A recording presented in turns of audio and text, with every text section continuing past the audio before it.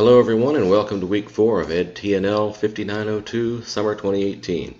Sorry you can't see my handsome face today. My usual web recorder is not available.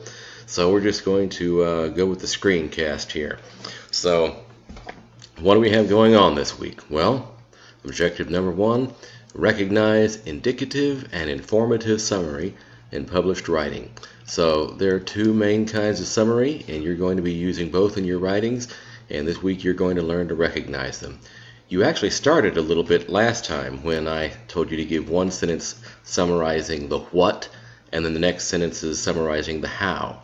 Well, descriptive or indicative summary is about the what, and the how is the informative summary. So we'll be learning more about that this week. Use reporting verbs with the correct type of complementation. So a reporting verb is a verb like writes or reports or observes or something that the writer of an article does that you tell about. And but it's not enough to know generally what the verbs mean. You have to know which one can be used with a that clause, for example. All right. Use summary reminder phrases in your summaries. So I've been telling you about this in your paraphrases, if you had particularly long paraphrases, but this week we're learning about it officially. How does the reader know where your summary ends and where your own ideas resume if your summary is part of a larger paper? Well, reminder phrases are a big part of the key here.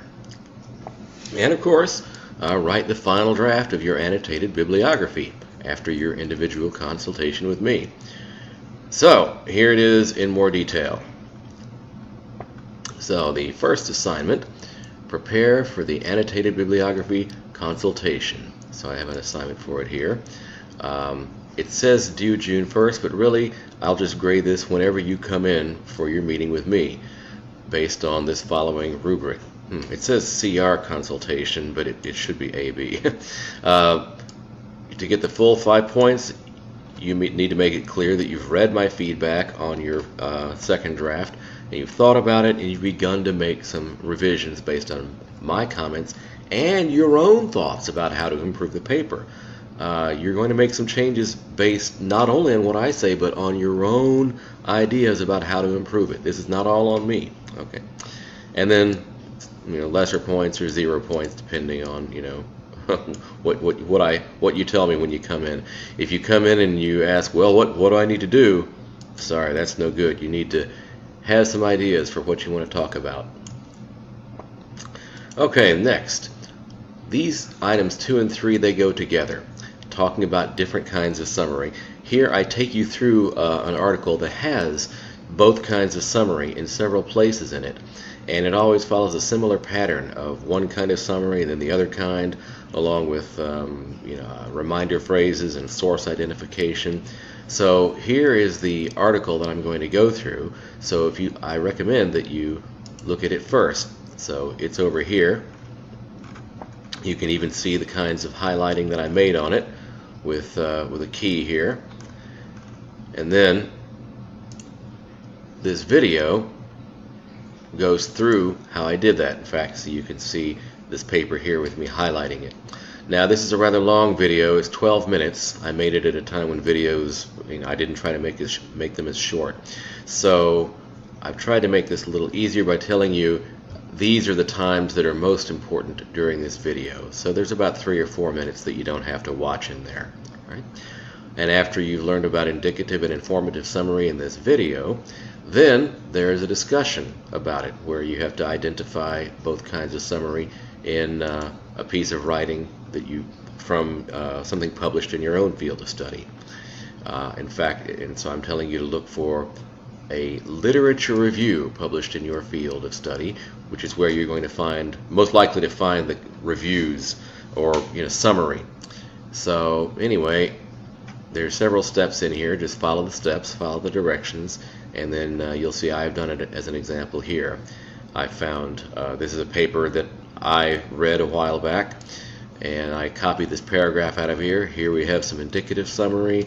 Here we have some informative summary, and I've also bold-faced the terms, the verbs that refer to what the author is doing, in particular to this reporting verb here, comments, and then the word that. Right? So this is a reporting verb that can use the word that. Right? Okay, after that discussion, moving on to evaluative summary. So we talked about evaluation a bit in your first draft of your annotated bibliography. We're doing it some more here. Here, I have you paste in a paragraph of somebody summarizing somebody else, and then put in boldface the words that show you the summary writer's opinion.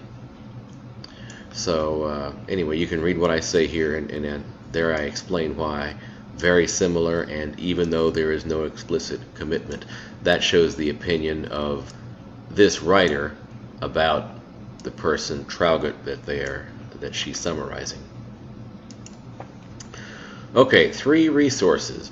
So last week you watched some videos about run-on sentences and comma splices and properly connecting your sentences. Well, these 2 resources are sort of cheat sheets. They give you a quick summary of the rules for how to put connectors, coordinators, and subordinators together with your clauses, and then a table that tells you which words or phrases are connectors, coordinators, and subordinators. So this is just these are a couple of Google documents and Google spreadsheets that I started a few years ago, and they change every now and then. In fact, they even change as a result of student input. So if you find some new things that can fit in here, put them in here. But this table, the coordinators are in this column, subordinators here, sentence connectors here, and then over in here, although you can't see it very well with the framing, they're divided by what kind of meaning they show. So if you're not sure if you've connected your clauses right, find your connecting word here and find out if it's a coordinator, subordinator, or sentence connector. And once you know which kind it is, then you can use this rules for connectors, coordinators, and subordinators to make sure you're punctuating them correctly. The rules you see here are basically just a summary of what you saw in the videos last week. Use the patterns in the black, not the patterns in the red. Okay, and different kinds of reporting verbs. All right, I'm going to find that down here. This is a sheet that just gives lots of various reporting verbs you can use to remind the reader that they're reading a summary.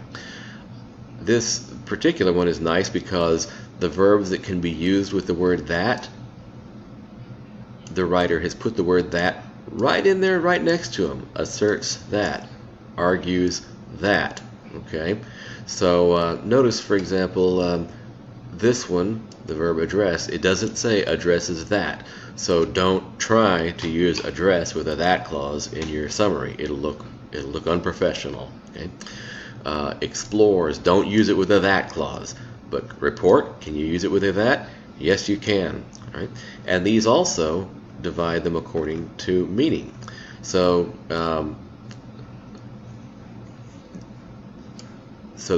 pay attention to what kind of verb you have here. Right? Don't just try to use any old reporting verb until you get a nice variety, because if you use a reporting verb that says an author emphasizes something when really they didn't emphasize it, they just mentioned it briefly, well then don't use that verb. Right? So this is a nice resource that will help you for these summaries as well as your later writing projects in the semester. And finally, your annotated bibliography final draft. So the rubric here, it's big, and it's because I combined the rubrics for the first draft and the second draft and put them all together here. The things I looked for in the earlier drafts, I'm looking for them all here. And some of you who got low grades on your second draft have already written to me to say, why did I get such a low grade? And my answer has been, well, look at the rubric. If I clicked, this part of the rubric, that means that, you didn't have the things that are in that part of the rubric. So if you don't understand what's in the rubric, send me an email or call or text or ask when you come in for your tutorial. But if you can look on the rubric and see that your source is doing each of these things, then you should get a good grade. Okay, and the last item on this week is this week's Hall of Fame. It's last week's practice paraphrase. This is from Vaibhav Murthy. So let me bring it up on screen here. Okay, what he did nice is he pasted in the original passage just like I asked. He pasted in the bibliographic information just like I asked. And finally, he did the paraphrase just like I asked. Now, this was a rather long citation, so it's going to be a little challenging to paraphrase the whole thing. And indeed, you'll see that his paraphrase took one sentence and then two sentences and maybe three sentences. Although actually, I think the third sentence is just Vaibhav's own commentary on this. His paraphrase is in the first two sentences. So, but when he did it, he most importantly put a citation to the original authors in there. If you did not put a citation to the original author in your paraphrase, you instantly lost half of your points. So if you got a 0.5, that's why.